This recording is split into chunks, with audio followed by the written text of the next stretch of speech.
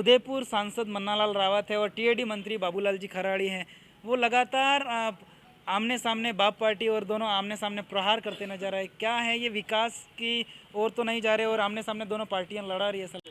तो नेता तो क्या वोट के टाइम आते रहते हैं।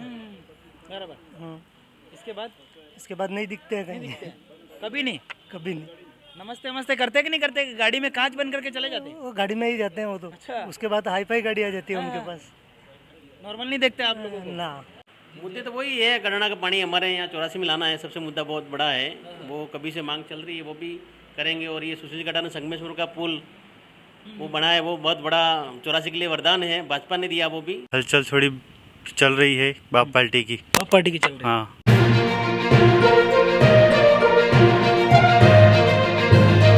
मेरा नाम है रणजीत सिंह डामोर। अच्छा, रणजीत सिंह जी, अभी चुनावी चर्चा चल रही है और यहाँ नेताओं का आवागमन स्टार्ट हो चुका क्योंकि 2-3 दिन से हैं चुनावी तारीखें का ऐलान हो चुका है, तो क्या कुछ लगता है यहाँ पर आपको? देखो, सबसे पहले तो आपके इस चैनल के माध्यम से सबको सबसे पहले तो धन्यवाद। मैं इस चैनल के माध्यम से आपसे ये कहना चाहता हूँ कि इस क्षेत्र के अंदर लगातार चुनाव हुए, नई पार्टी भी आई, दोनों राष्ट्रीय पार्टियाँ यहाँ से पराजित हुई। जी। यहाँ जनता का मोड़, यहाँ कहीं न कहीं कोई नई पार्टी आने से भी विकास हो गया ऐसा कुछ नहीं है, लेकिन जनता का मोड़ यहाँ इस क्षेत्र के इस उस बिंदु पर ध्यान आकर्षित करता है कि दोनों बार हर बार पार्टियाँ आई और गई, लेकिन धरातल पर कहीं न कहीं पिछड़ते नजर आए, इसलिए जनता आक्रोश है। यहाँ कोई पार्टी प्लस पॉइंट में नहीं है, ये जनता का आक्रोश है, चाहे भारत आदिवासी पार्टी हो या कोई भी हो, लेकिन ये जनता का आक्रोश है। किसी पार्टी को समर्थन नहीं मिल रहा है, ये जनता का आक्रोश दिख रहा है। अच्छा, तो यहाँ पर है वो क्या, कौन से कैंडिडेट को और समर्थन ज़्यादा मिल रहा है, ऐसा कुछ लगता है आप? अब कैंडिडेट का मामला तो आला कमान का मामला है, लेकिन जनता यहाँ का धरातल, राष्ट्रीय पार्टी में तो मैं तो बीजेपी से बिलोंग करता हूँ, लेकिन एक नए चेहरे के रूप में कोई बंदा आता है तो इस जनता को कहीं न कहीं मैसेज जाएगा, क्योंकि बार बार चेहरे एक ही चेहरे आ रहे हैं, पुराने चेहरे के हिसाब से होता है ही। हम कोई किसी चेहरे के विरोधी हम तो नहीं है, हम तो पार्टी के लोग हैं, कार्यकर्ता लोग हैं। बराबर। तो अभी मोदी जी हैं, मोदी जी 15 साल से 2-3 बार प्रधानमंत्री बन चुके, क्या कुछ विकास किया उन्होंने? मोदी जी के नेतृत्व में तो पूरा विश्व आगे बढ़ रहा है, और मोदी जी के तो आगे ही बढ़ेंगे, और मोदी जी के नेतृत्व में पूरा विश्व के साथ है मोदी जी का। लेकिन यहाँ इस क्षेत्र की बात है, ट्राइबल एरिया है, और ट्राइबल एरिया में पूरा मामला ये चल रहा है। आप बीजेपी के हो तो मैं एक सवाल करना चाह रहा हूँ आपसे कि उदयपुर सांसद मन्नालाल रावत है और टीएडी मंत्री बाबूलाल जी खराड़ी हैं, वो लगातार आमने सामने बाप पार्टी और दोनों आमने सामने प्रहार करते नजर आए। क्या है ये, विकास की ओर तो नहीं जा रहे और आमने सामने दोनों पार्टियां लड़ा रही है, ऐसा लग रहा है? नहीं, ऐसा कुछ नहीं है।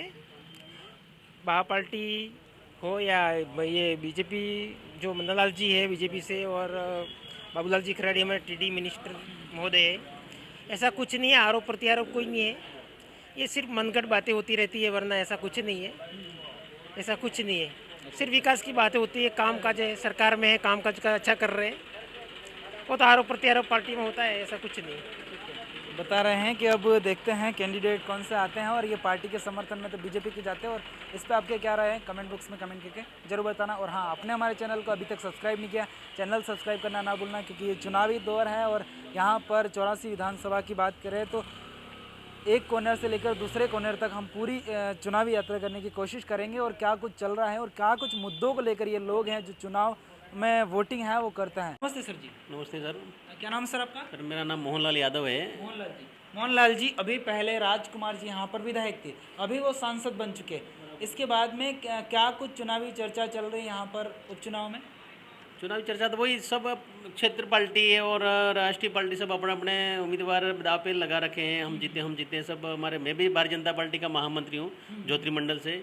हमारे भी भाजपा में 2-3 उम्मीदवार हैं, जैसे सुशील जी कटारा हैं, नानूराम जी हैं, महेंद्र जी मालविया हैं, वो सब उम्मीदवार दावेदारी कर रहे हैं। और हमारे जो भाजपा में जो संगठन तय करेगा हम उनके साथ हैं, और हमारा ये मानस है कि अब की बार भारतीय जनता पार्टी 84 उपचुनाव में हम जीतेंगे।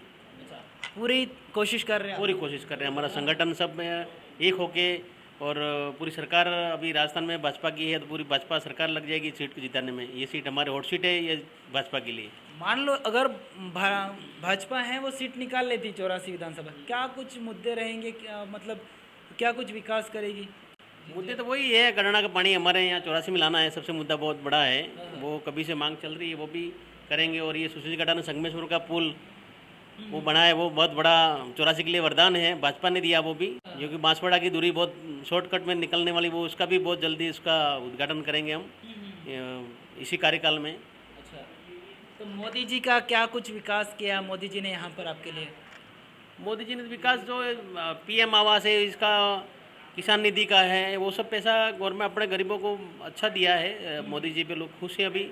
और राजस्थान में भाजपा की सरकार है, इस पर भी अब जनता खुश है, अच्छी सीटें लाई हैं। बस ये 7 सीटें उपचुनाव, उस पर भी हमारा राजस्थान में पूरी फोकस है। 7 सीटें हम भाजपा के पक्ष में 7 सीटें निकालने की सोच? अच्छा, बता रहे हैं कि 7 सीटों पर उपचुनाव हो रहे हैं और हो सके तो बीजेपी है वो पूरी कोशिश कर रहे हैं कि अपनी झोली में डाले 7 सीटें जो उपचुनाव किया। अब देखते हैं क्या कुछ जनता है वो खेल करती है। मेरा हरीश पाटीदार। हरीश पाटीदार, अच्छा हरीश जी, 84 विधानसभा का उपचुनाव हो रहा है अभी और नेताओं का आवागमन है वो स्टार्ट हो चुका है, तो क्या कुछ लगता है आपको 84 में क्या कुछ हलचल चल रही है? तो नेता तो क्या वोट के टाइम आते रहते हैं। बराबर। इसके बाद नहीं दिखते हैं कहीं। कभी नहीं? कभी नहीं। नमस्ते नमस्ते करते कि नहीं करते? गाड़ी में कांच बंद करके चले जाते? वो गाड़ी में ही जाते हैं वो तो। अच्छा। उसके बाद हाई फाई गाड़ी आ जाती है उनके पास। नॉर्मल नहीं देखते आप लोगों को? ना। तो क्या कुछ लगता है कौन सी पार्टी की सीट निकल ऐसा लगता है इधर आपको? यहाँ तो 2 पार्टियों का चांस है, बाप और बीजेपी। आप और बीजेपी का चांस है, कांग्रेस का? लगभग नहीं है। कांग्रेस का नहीं लगता है। अच्छा, निकाल ऐसा लगता है, कौन सी पार्टी निकाले ऐसा लगता है फिर भी आपको? आपके वो दो बताए, उनमें दोनों का चांस है। अच्छा। अब इसमें राजनीति में तो कुछ कह नहीं सकते अपन। जनता रातों रात डिसाइड करती है। हाँ, एक रात में पलट जाती है। भैया? वीरभद्र सिंह चौहान। अच्छा, वीरभद्र जी, अभी 84 विधानसभा में उपचुनाव है और राजकुमार रोत थे जो पहले विधायक थे और अभी MP बन चुके हैं, तो अभी क्या कुछ चल रहा है उपचुनाव में हलचल? हलचल थोड़ी चल रही है बाप पार्टी की। बाप पार्टी की चल रही है? हाँ। क्या कुछ सोच समझ के बाप पार्टी को समर्थन कर रहे हैं आप? वही अभी तो माहौल वही चल रहा है, इसलिए उनका ही समर्थन रहेंगे। दूसरा अभी 5 साल इनको फिर लाए, फिर बाद में देखेंगे दूसरे को।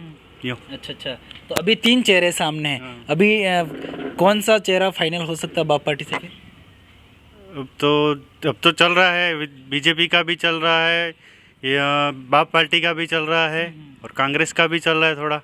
अगर बाप पार्टी का चलो चलता है माहौल, तो कौन सी पार्टी है बीजेपी टक्कर दे सकती है या फिर कांग्रेस दे सकती है इसको टक्कर? नहीं, बीजेपी दे सकती है। बीजेपी टक्कर दे सकती है? हाँ, बीजेपी दे सकती है। अच्छा अच्छा, तो ये बीजेपी ये इससे पहले है 84 विधानसभा में बीजेपी कांग्रेस पहले से राज कर रही थी, तो क्या कुछ विकास किए यहाँ पर पहले? कब समय? पहले जब देश आज़ाद हुआ तब से कांग्रेस थी तभी तो। हाँ, तो चल रहा था।